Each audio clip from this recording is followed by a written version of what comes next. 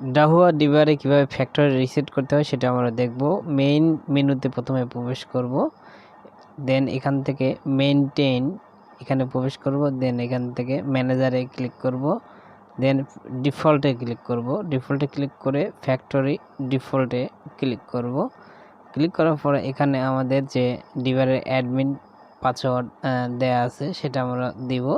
দিয়ে ওকে করলেই আমাদের ডিভারটি রিস্টার্ট নেবে এবং ফ্যাক্টরি রিসেট হয়ে যাবে। সো আমি আমার পাসওয়ার্ডটা দিয়ে ওকে করে দিব।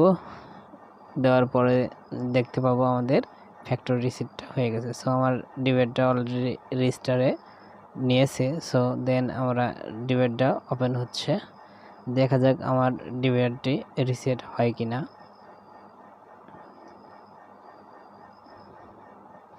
একটু সময় নেবে রিসেট হওয়ার জন্য।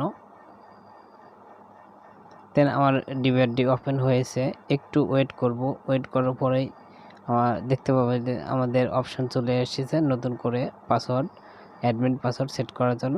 সো আশা করি আমার ডিভারটি হয়েছে রিসেট।